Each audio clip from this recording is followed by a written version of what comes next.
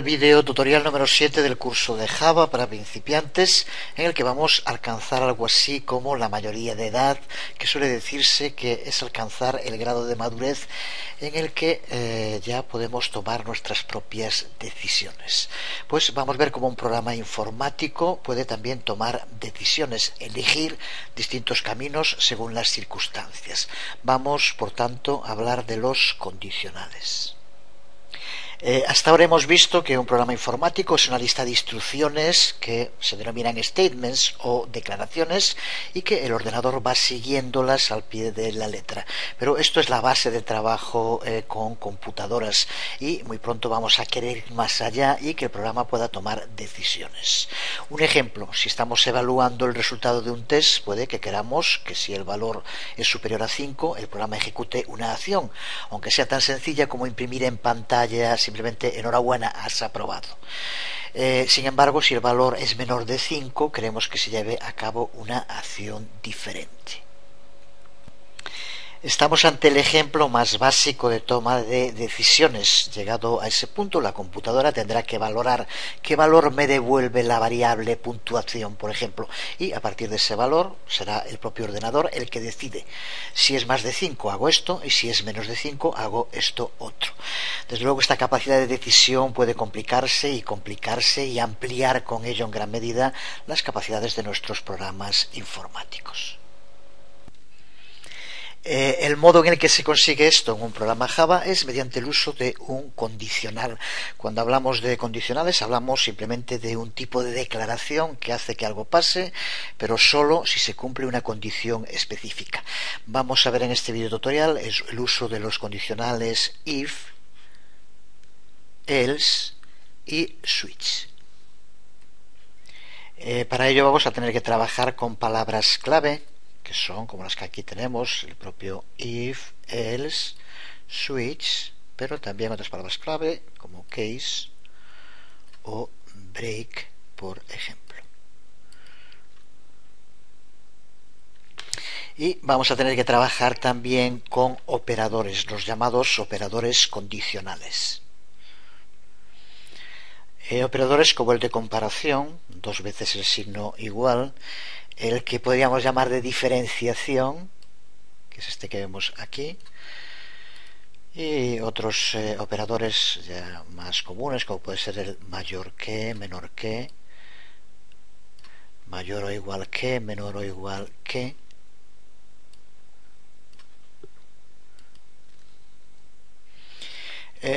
Que junto con las variables booleanas, recuerda que ya dijimos que este tipo de variables se usaban fundamentalmente para el trabajo con condicionales.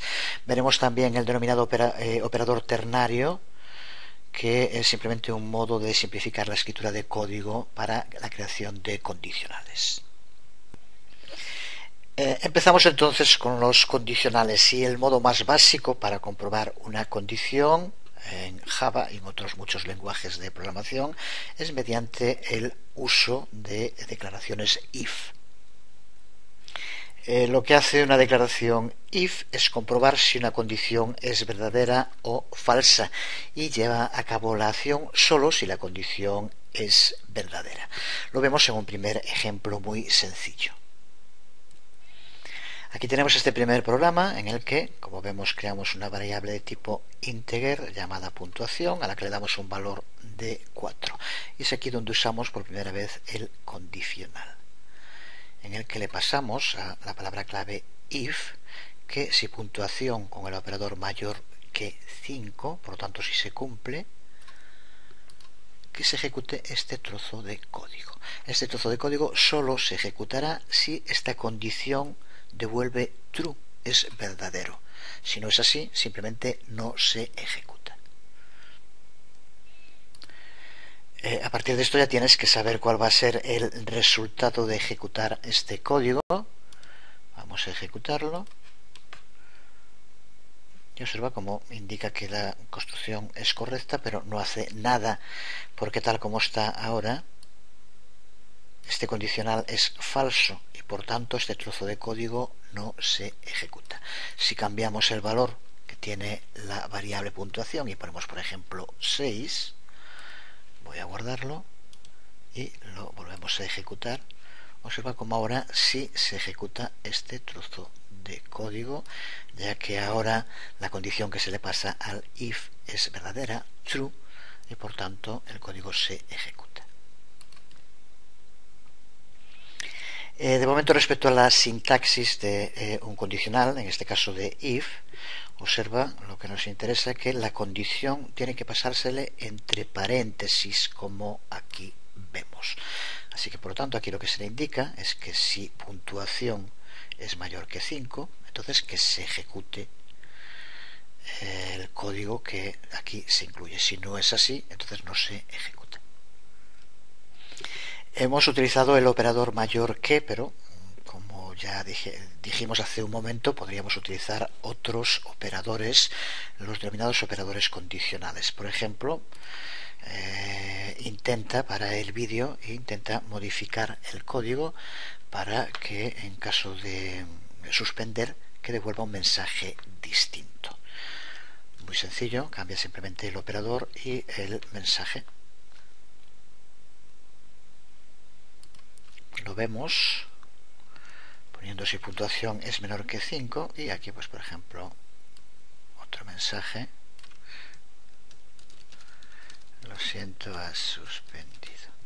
Pues con esto ya tendríamos aquí otro ejemplo de condicional con un operador distinto. Si lo guardamos y lo ejecutamos, como vemos aquí, el valor es 6, por lo tanto no se cumple la condición y se ejecuta, pero no lleva a cabo ninguna acción. Este trozo de código se salta ya que la condición no se cumple. Si aquí cambiamos este 6 por un 4, lo volvemos a guardar, lo ejecutamos y observa cómo ahora sí, al cumplirse la condición, se ejecuta el código. Podemos también utilizar el operador de comparación, del que hablaremos en un momento algo más, porque uno de los errores más comunes en programación es la confusión del operador de igualdad con el operador de comparación. Aquí lo que hace es comparar si dos valores son iguales. Así que en este caso, esta condición intenta en un momento pensar cuándo se cumplirá. Creo que está claro, para que se cumpla tiene que ser el valor que tenga puntuación igual a 5. Si es así, pues por ejemplo podemos poner aquí un mensaje: tienes un aprobado raspado. Y también ahora ya tienes que saber lo que ocurre cuando lo ejecutemos tal como está. Lo ejecutamos y observa cómo no ocurre nada porque la condición no se cumple. Puntuación no es igual a 5 y por lo tanto esta línea de código no se ejecuta. Si aquí cambiamos el valor por 5, entonces sí que se cumple y vemos cómo aparece, cómo se ejecuta esa línea de código. Recuerda que también podríamos utilizar los otros operadores mayor o igual o menor o igual, que creo que tampoco tiene nada que explicar. Pero parémonos un poco más en estos operadores, en el operador de igualdad y el de desigualdad. Así que recuerda que cuando queremos comparar el valor tenemos que utilizar dos veces el signo igual. La diferencia es que observa que aquí, si usamos solamente una vez el signo igual, lo que hacemos es asignar el valor de la derecha a la variable que tengamos a la izquierda.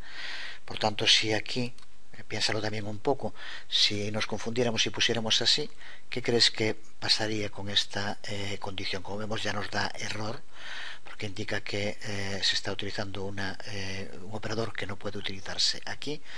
Pero observa que si nos permitiera ejecutar, como pasa en otros lenguajes de programación, este código, esto siempre se cumpliría, porque aquí lo que hacemos no es comparar, sino convertir el valor que tenga puntuación a 5, que es justo lo que hacemos aquí con la variable. Creamos una variable de tipo íntegra, le llamamos puntuación y le damos un valor de 5 con el uso del operador igual. Pues la diferencia es que este otro operador, que son dos veces el signo igual, es el operador de comparación. De este modo lo que hace es comparar. El valor que tiene puntuación es igual al valor que le indicamos aquí. y de nuevo la variable booleana true o false decidirá si se ejecuta el resto del código o no. Aquí tal como está, y vimos hace un momento, si se cumple y por lo tanto se ejecuta. Y existe también el operador, igual que el de igualdad, el de desigualdad, para el cual tenemos que utilizar el símbolo de cierre de exclamación, que recuerda que en inglés es lo único que usan y por tanto es el que se utiliza, cierre de exclamación igual. Con esto lo que se compara es si es desigual y solo se ejecuta si la condición se cumple, y la condición se cumple solo si puntuación no es 5. Así que de nuevo aquí ya tienes que saber cuál va a ser el resultado si ejecutamos el código tal como está ahora. Exactamente, no ocurrirá nada porque la línea de código que hay aquí no se va a ejecutar, ya que la condición no es cierta. 5 es igual, es el valor que tiene puntuación, por lo tanto no es desigual. Así que si lo ejecutamos,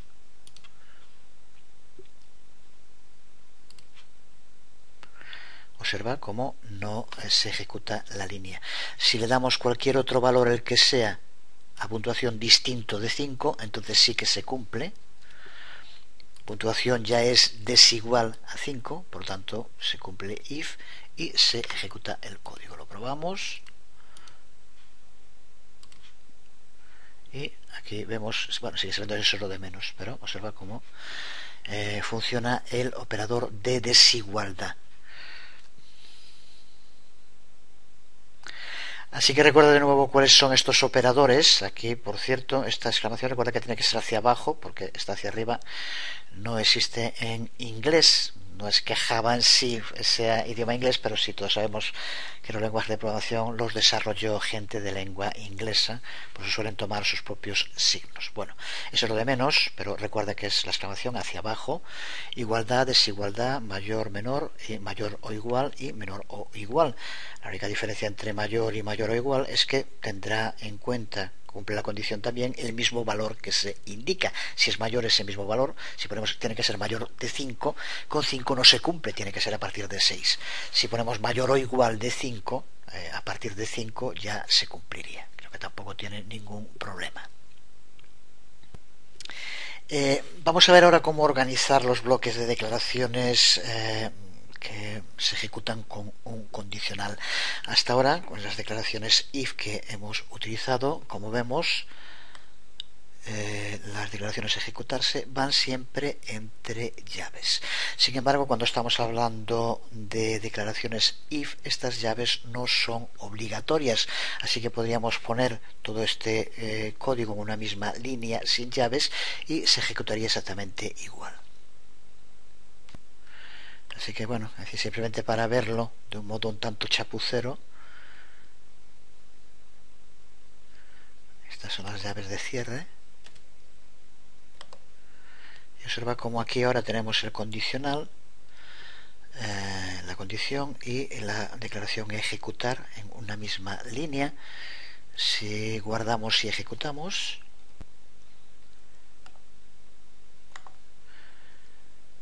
vemos como no nos da ningún tipo de error, compila perfectamente y se ejecuta exactamente igual que antes.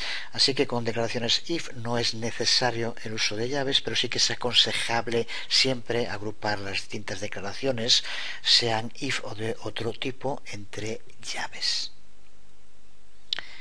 Vamos a verlo en otro ejemplo. Desde luego podemos utilizar más de una declaración if en nuestro programa, faltaría más. Aquí podemos ver en pantalla un ejemplo de un programa en el cual utilizamos dos declaraciones if. Si lo analizamos un poco más en detalle, vemos como aquí tenemos una declaración bloque main de la que ya hablamos en su momento, entre la llave de apertura y cierre, que incluye todo el código del programa.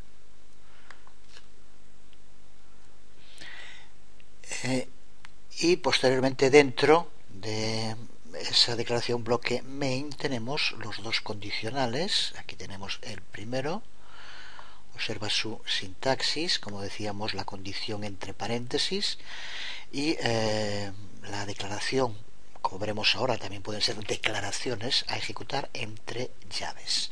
Aquí tenemos un primer condicional, este que aquí vemos, y aquí tenemos un segundo condicional. Desde luego podemos seguir teniendo todo el código que queramos.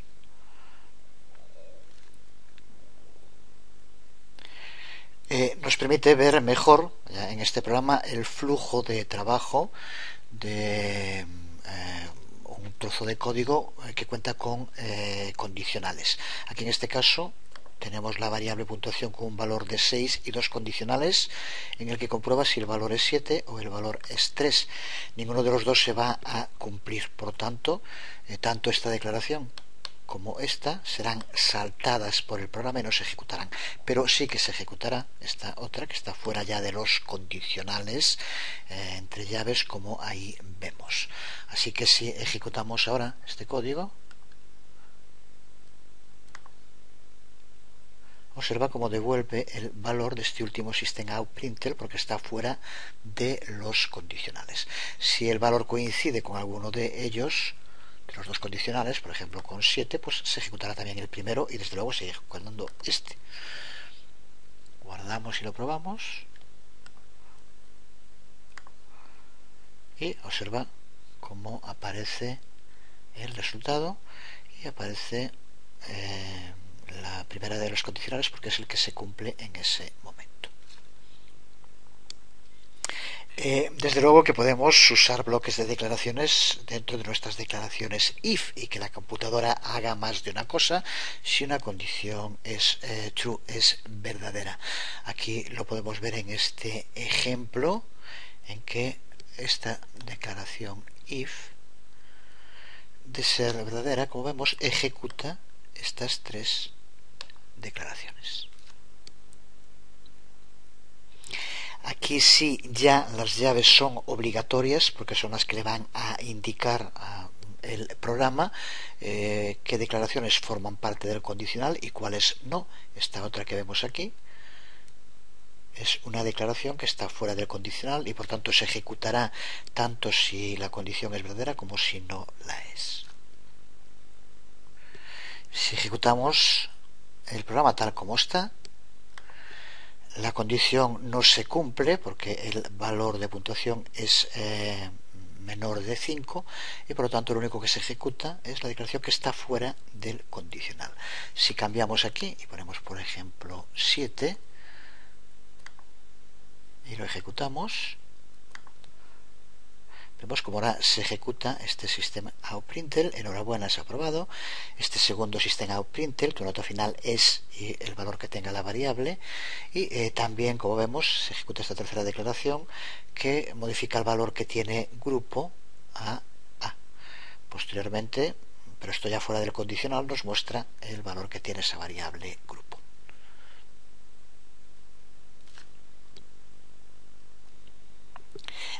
Pero habrá otras ocasiones en las que queramos que la computadora haga algo if si una condición es verdadera y else haga otra cosa si es falsa. Podemos hacer esto usando la declaración else añadida a la declaración if con la que hemos trabajado hasta ahora. Veámoslo de nuevo en un ejemplo.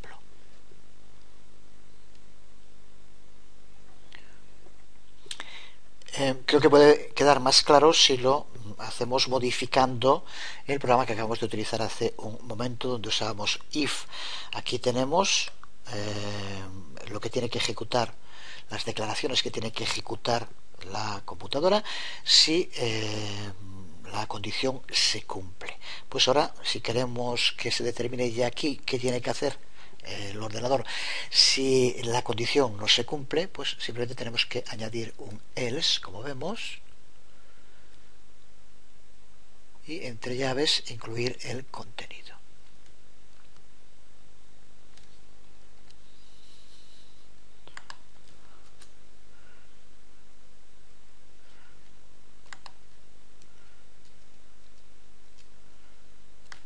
Y ahora aquí, como en el caso de if, podemos incluir las declaraciones que queremos que se ejecuten si no se cumple la condición. Podemos simplemente copiar el contenido que tenemos en el if, en este caso, bueno, aquí ya dependería de lo que quisiéramos que hiciera, y modificar aquí el texto y demás. Por ejemplo, un mensaje, lo siento suspendido, otro en el que muestre la nota y hacerlo miembro del grupo B, que después se mostrará en este system out, que recuerda que está fuera tanto del if como de el else. Si ejecutamos tal como está el programa, el resultado, piensa un poco cuál será. Y creo que está claro, va a ser exactamente el mismo que era antes cuando solo teníamos el if, porque se cumple esa condición. El if es correcto y por lo tanto se ejecuta el bloque de declaraciones del if. Pero ¿qué ocurre ahora aquí si en lugar de este valor tenemos por ejemplo 3? Lo probamos y ahora también ya tienes que saber lo que va a ocurrir. Desde luego ahora no se cumple y por lo tanto se ejecuta el else, las declaraciones que tenemos dentro del bloque else. Lo probamos y observa cómo exactamente es así como decíamos.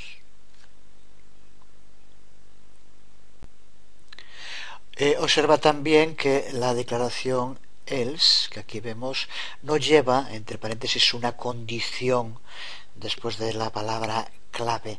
¿Qué es lo que ocurre aquí con el if? Recuerda que esto es porque este else, la condición, depende de la que tenga if. Así que por lo tanto donde se le indica la condición para else también es aquí. Si se cumple if, si no se cumple else. Pero también podemos usar else para encadenar varias declaraciones if juntas, es lo que se conoce a veces como else if, aunque no sea un condicional diferenciado. Vamos a verlo también en un ejemplo.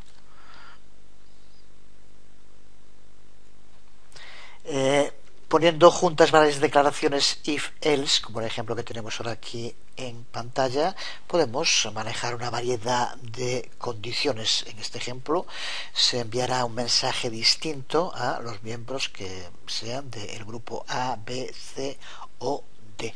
Observa cómo de nuevo aquí vamos usando if, después en el resto else if, excepto en el último else, en el que como vemos de nuevo no aparece condición, porque es el que se va a ejecutar cuando ninguno de los otros if o de los otros else sea verdadero. Así que aquí, como es el único grupo que queda al final, simplemente con else, si se llega hasta aquí, será parte del grupo D. Así que aquí vemos como tenemos 4 mensajes diferenciados mediante el uso de if, else, else. Pero veamos un tercer tipo de condicional que se denomina switch, porque las declaraciones if y las declaraciones else son buenas para situaciones con dos posibles condiciones, pero cuando nos encontramos con más de esas dos condiciones puede ser útil, es útil desde luego el uso de este otro condicional, el condicional switch. Podemos hacerlo como acabamos de ver ahora, encadenando if, else, pero otra forma sería mediante el uso de switch. Este condicional switch puede comprobar un gran número de condiciones y responder de modo distinto en cuanto encuentra una condición que se cumple. Vamos a empezar viendo cómo reconvertir el programa que acabamos de crear hace un momento con if, else para usarlo con switch. Aquí tenemos esta nueva versión de nuestro programa utilizando ahora el condicional switch. Si lo ejecutamos tal como está, vemos como el resultado es exactamente el mismo que teníamos antes usando if, else. Vamos a ver un poco más en detalle cómo se estructura este condicional switch. En primer lugar lo delimitamos, aunque aquí a este programa le hemos llamado switch, pero simplemente para saber que estamos trabajando con este condicional. El condicional lo aplicamos en esta parte que llega hasta aquí, Como vemos antes, creamos una variable de tipo char y le damos un valor. El condicional switch es lo que tenemos en esta parte. Y en la primera línea del uso del condicional, junto con la palabra clave, lo que hacemos también es especificar la variable que vamos a comprobar. Aquí, como vemos, esa variable es la variable grupo, que es la que aquí creamos antes. Por tanto, para iniciar un condicional switch tenemos que pasarle como parámetro la variable que vamos a utilizar para llevar a cabo la comprobación. Y a continuación usamos llaves para convertirlo en lo que ya dijimos en distintas ocasiones, que se conoce como una declaración bloque, que es todo este código que aquí vemos entre las dos llaves. A ver si lo hacemos bien. Y otro que es la palabra clave break. Observa que para cada una de las comprobaciones que queremos llevar a cabo, aquí como vemos son tres y después el default del que hablaremos en un momento, vamos a tener que ir haciéndolo con el uso de case break, case break, case break. Son las dos palabras clave. Y lo que hace cada declaración case es comparar el valor de la variable que aquí le indicamos antes, que en este ejemplo es grupo, con el que se está usando, en este caso, cada valor específico. Así que aquí comprueba case A, por tanto, si grupo tuviera el valor A, si es así, se ejecutaría el resto del código. El resto podemos hacer lo mismo. Case B, comprueba si el valor es B, y si es así, se ejecuta este código. Case C, exactamente lo mismo. Después ya hablaremos en un momento del default. Pero por tanto, case es el que va a ir indicando cuál es el valor a comparar para ver si es el mismo. Como vemos aquí, cuando llega aquí a case C, se cumple, y por tanto estas líneas de código son las que se van a ejecutar. Los valores que podemos usar en una declaración case pueden ser bien caracteres o pueden ser íntegros, números enteros. En este ejemplo, como vemos, son caracteres. Pues cuando se encuentre con una declaración case que concuerde con el valor que tiene la variable, entonces es cuando se ejecuta las declaraciones que aparezcan dentro de ese case en concreto. Así que cuando llegue a case C, concuerda con el valor que tiene la variable que se está comparando y por lo tanto se ejecutará esta línea de código y se mostrará en pantalla. Tienes una C, hay que trabajar más. Y a continuación se ejecuta el break, que es la otra palabra clave que, como vemos, aparece en cada uno de los bloques case. Después de la declaración o declaraciones que se ejecuten, aparece el break.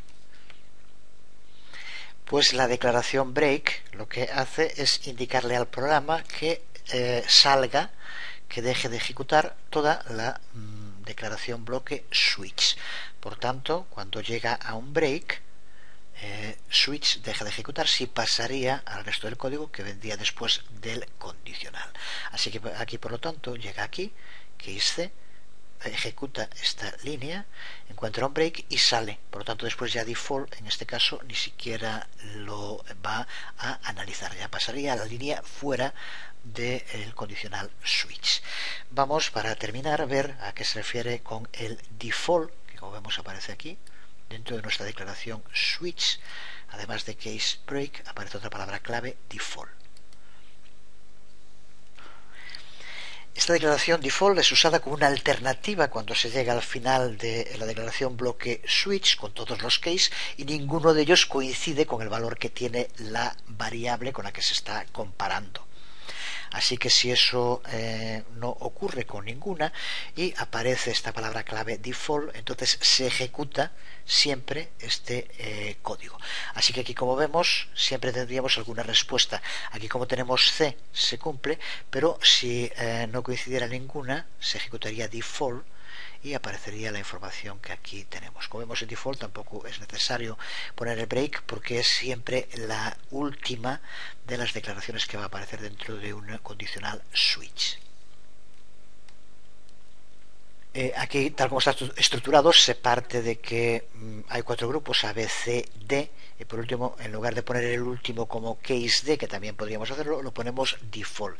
Pero puedes comprobar que pongas cualquier carácter que pongas aquí, siempre se va a ejecutar, si son distintos de A, B y C y no se cumplen, siempre se va a ejecutar default.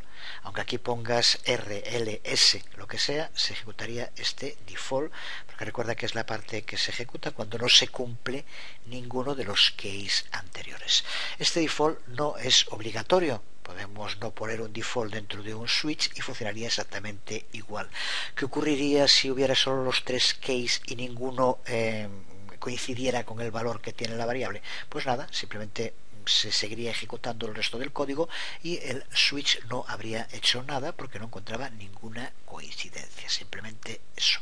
Si queremos obligar a que siempre haga algo, pues utilizamos el default justo para que ocurra.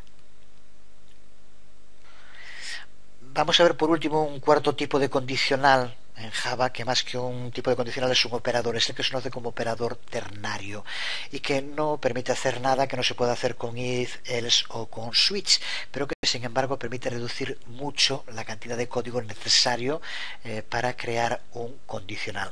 Por eso, cuando programadores ya más habituados a escribir código suelen usarlo, porque les reduce mucho la cantidad de código que hay que escribir. Como contrapartida, a veces es más difícil de entender el código, pero no hay que complicarse, así de claro, es simplemente otra alternativa más que no hace más que lo mismo que hacemos con if, else o switch. Aquí tenemos el condicional if, else que creamos antes. Vamos a ver cómo podríamos transformar este condicional utilizando el operador ternario.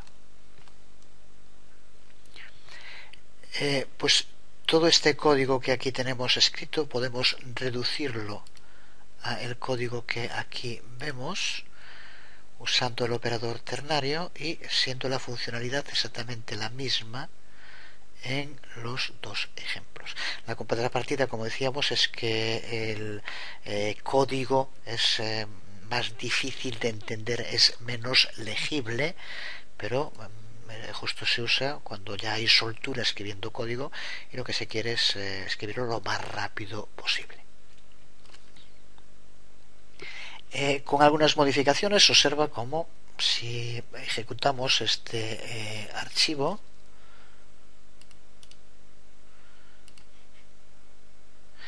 nos devuelve una respuesta que depende del valor que tengamos aquí en puntuación, como antes con el if else. En este momento nos devuelve la de puntuación mayor o igual que 5, pero si aquí ponemos 3, por ejemplo,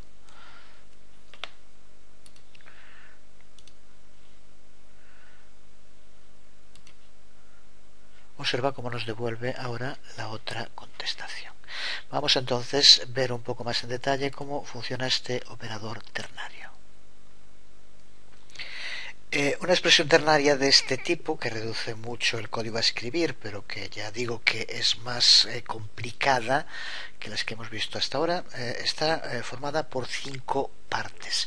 La primera, que es la que vemos aquí marcada, es la condición que se debe cumplir, que en este caso es que puntuación sea mayor o igual que 5, que en el ejemplo anterior, usando if else, es lo que poníamos en la condición después de la palabra clave if. La segunda parte es una interrogación de cierre que va, como vemos, después de la condición. En tercer lugar, lo que aquí tenemos subrayado en rojo, el valor que debe usarse si la condición es verdadera. Si nos devuelve true, entonces se ejecuta esta parte.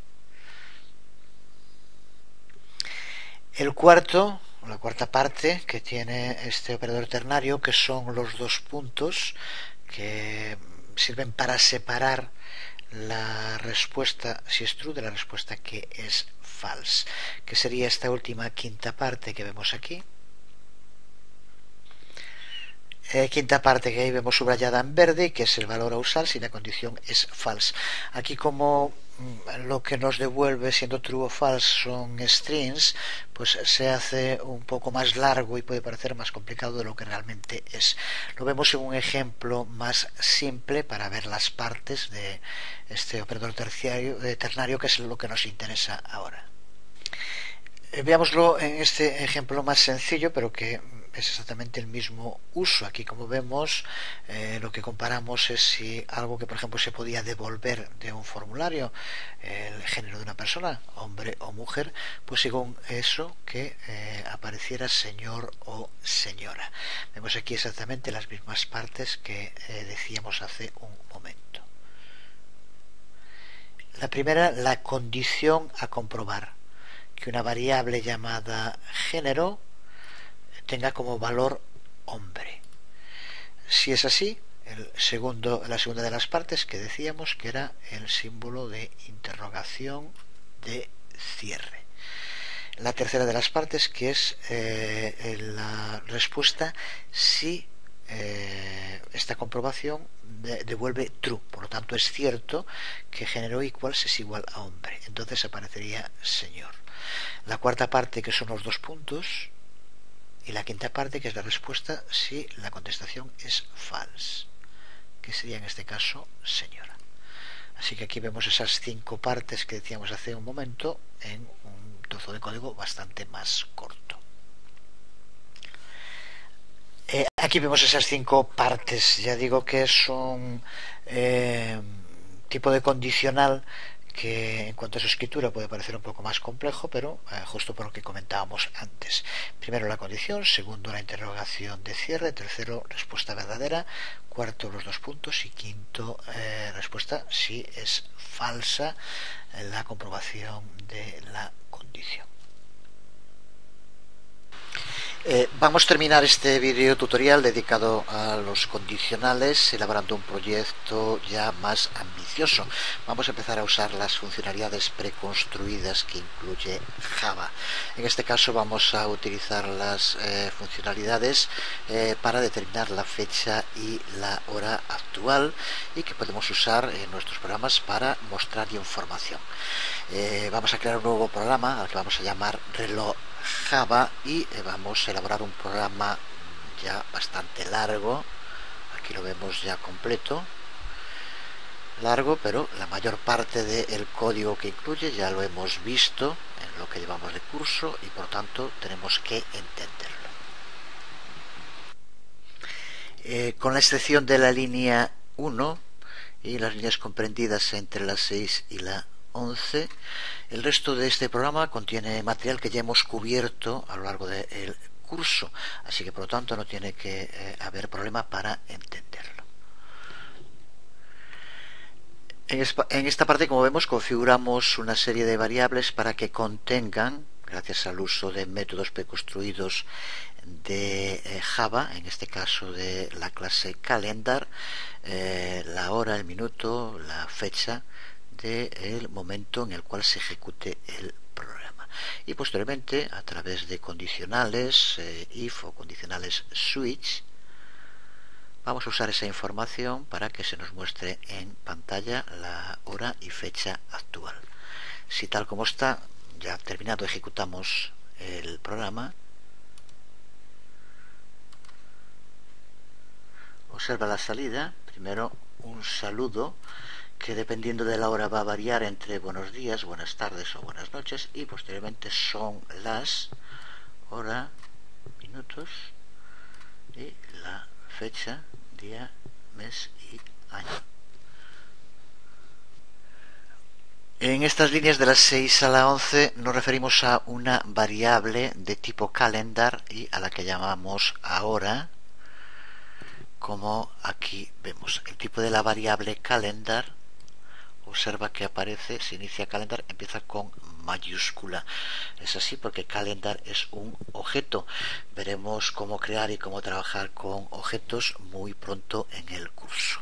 De momento, para lo que estamos haciendo ahora, nos vamos a centrar en lo que hacen estas líneas de código, más que en cómo lo llevan a cabo, que veremos en su momento. Pero observa cómo guardamos en variables de nombre hora, minuto, mes, día y an, le llamé este que sería para el año, el resultado de llamar a un objeto de esta clase calendar que creamos aquí arriba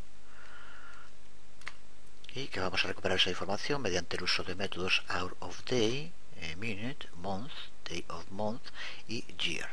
Estos son ya métodos preconstruidos de esta clase calendar de Java. Así que con esto tenemos ya guardado en estas variables la información que necesitamos para tener fecha y hora. Resumiendo las partes fundamentales del programa, es en esta línea 1, en la que como vemos usamos un import, que era la que decía que es la otra línea que de momento no hemos visto en el curso, aunque veremos también muy pronto. Con esto lo que hacemos es habilitar nuestro programa para poder usar una clase que es necesaria para determinar, en este caso, la fecha y la hora actual. Se trata de Java útil y como vemos pasamos aquí como asterisco. Por lo tanto, una de esas clases que vamos a tener aquí es calendar, que es la que queremos utilizar aquí. Así que si te preguntas de dónde sale calendar, lo conseguimos usar en el programa mediante el uso de este import que vemos aquí arriba.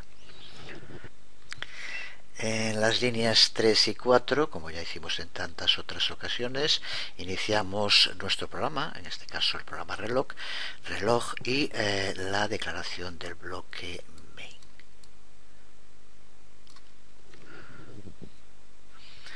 La línea 6 es donde creamos un objeto de una clase, en este caso el objeto ahora de la clase calendar, y que es donde se va a contener la fecha y la hora actual de nuestro sistema operativo. Esto desde luego se actualiza cada vez que se ejecute el programa, por tanto cambiará la hora que aquí nos muestra. Las líneas de la 7 a la 11, como ya decíamos, crean variables para contener la hora, minuto, mes, día y año que esté marcando nuestro sistema operativo, nuestro ordenador en ese momento. Estos valores de las variables son tomados a través del objeto calendar, que es el almacén para toda esta información. Y a partir de aquí, en la línea 13 tenemos un comentario, y esta parte que va hasta la 20 es donde ya empieza realmente la ejecución de nuestro programa, como vemos en este caso mediante el uso de un condicional if, else. Lo que va a hacer es, basándose en el valor que tenga la variable hora, que recuerda que la obtenemos aquí, devolver un mensaje distinto de buenos días si el valor que nos devuelve es menos de 12, de buenas tardes si es de menos 17 o de buenas noches en otro caso. Por tanto, de 0 a 12 buenos días, de 12 a 17 buenas tardes y de 17 en adelante buenas noches.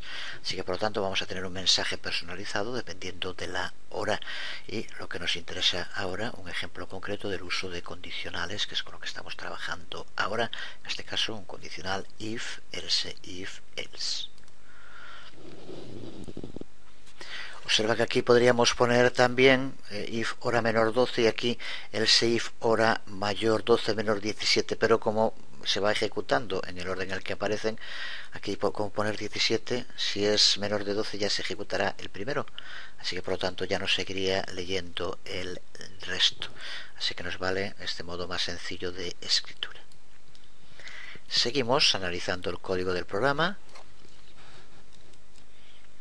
Y en las líneas de la 22 a la 26 es donde vamos a determinar el modo en el que queremos que aparezca la hora, y vamos a utilizar, como podemos ver aquí, un operador ternario que acabamos de explicar hace muy poco tiempo. Usamos system.out.print, en otros casos system.out.println, para, aquí queremos que aparezca en la misma línea y por lo tanto print, para enlazar varios strings, y aquí en esta línea es donde usamos ahora un operador ternario, un condicional ternario. ¿Qué es lo que hacemos aquí? Que se nos muestre siempre, sea la hora que sea, como máximo hasta 12. No va a aparecer nunca son las 15, 16, 17, 18. Y lo que hacemos para ello, como vemos, recuerda las partes que decíamos hace un momento. Condición, si hora es mayor de 12. El signo de interrogación. Ejecución si es verdadero. Le restamos a la hora que sea 12 para que aparezca de 0 a 12 y no aparezcan 13, 14, 15. Los dos puntos y condición si es falso, por lo tanto es menos de 12 y dejamos que se muestre la hora. Creo que está claro. Aquí también un buen ejemplo de este uso del operador ternario. Y de este modo hacemos que aparezcan siempre solo horas de 0 horas a 12 horas y que no aparezcan números 13, 14, 15 de este modo. A continuación, aquí de nuevo ponemos el comentario para explicar lo que incluye esta parte del código, y a partir de la línea 30 hasta la 35 es donde determinamos cómo van a aparecer los minutos. Para empezar, que recuerda que esto, y no estaría nada mal, puedes llevar a cabo cambios para que aparezca de otra manera. Indicamos aquí que los minutos aparezcan solo si no son 0. Por lo tanto, aquí el operador de diferencia o de desigualdad, si minuto es distinto de 0, esto significa que si minuto es igual a 0, toda esta parte del código no se ejecuta. Por lo tanto, no aparecería nada respecto a los minutos. Pondría son las 12 horas o son las 7 horas y nada más. No pondrá 0 minutos. Aquí de nuevo usamos para ello un condicional if, como vemos. Si es así, si los minutos es distinto de 0, mostramos primero el valor que tenga la variable minuto y un espacio. Y posteriormente, como vemos aquí, utilizamos de nuevo un condicional, un operador ternario, para que muestre si es más de 1 minutos, si es 1, que muestre minuto, porque puede ser que sean las 8 horas 1 minuto, entonces no quedaría bien 8 horas 1 minutos.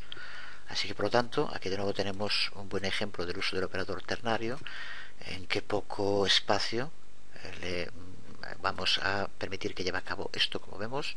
Condición que minuto sea distinto de 1, la interrogación, si es verdadero que muestre minutos, los dos puntos, si es falso que muestre minuto.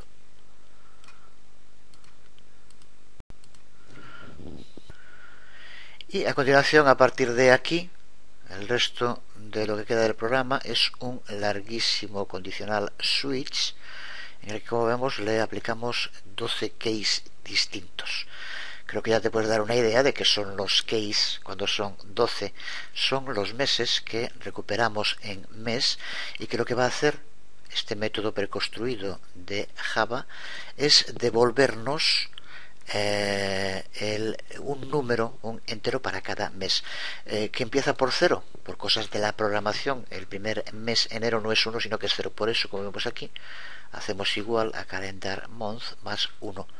De este modo, ya simplemente sin más, con esto ya tenemos que cada mes será el 1 de enero, 2 de febrero, 3 de marzo, y por tanto ahora es lo que hacemos aquí. Case, lo que devuelve mes. Recuerda también, como vimos el switch, hay que pasarle primero cuál es la variable a comprobar, mes. Si nos devuelve 1, pues lo que tenemos que hacer es que se nos muestre enero. Si nos devuelve 2, febrero, y así sucesivamente. Sin más, es largo, pero muy sencillo, no tiene ningún problema. Creo que se tiene que entender perfectamente. Desde luego, tendría que ser también muy fácil que supieras cómo tendrías que hacer aquí para que recuperara los meses igual, si no hubiéramos puesto aquí el más 1 en month, que simplemente nos devolviera los valores crudos, por decir así, de la llamada al método month de la clase calendar. ¿Qué habría que hacer en ese caso? Aquí, creo que es muy sencillo. Lo único que tendríamos que hacer es crear un primer case que en lugar de ser 1 fuera 0, y esto nos devolvería enero, 1 devolvería febrero, 2 marzo, 3 abril, etcétera. Simplemente es más lioso, por eso mejor poner el 1, así queda con el número de mes que ya usamos, pero para entender, lo veremos muy pronto también cuando hablemos de los arrays. Como en programación empieza a contarse los elementos de un array, por ejemplo, en este caso los meses, desde 0 y no desde 1. Pues el resto del programa, como vemos, simplemente nos muestra el año, y aquí cerramos tanto main como el programa. Así que aquí este largo programa, pero como vemos tan sencillo ya de entender a estas alturas, que nos permite recuperar la información actualizada en todo momento de la hora, minutos y fecha cuando lo ejecutamos. Pues nada más, quedamos por hoy aquí. Terminamos con esto de ver los condicionales. Nos queda en estos fundamentales de ver loops y arrays antes de empezar ya en el segundo gran bloque que va a formar el curso, que es el relacionado con la programación orientada a objetos, donde veremos más en detalle tanto clases como objetos, métodos y demás. Bueno, pero de momento quedamos aquí por hoy. Nada más, os habló Jesús Conde. Nos vemos.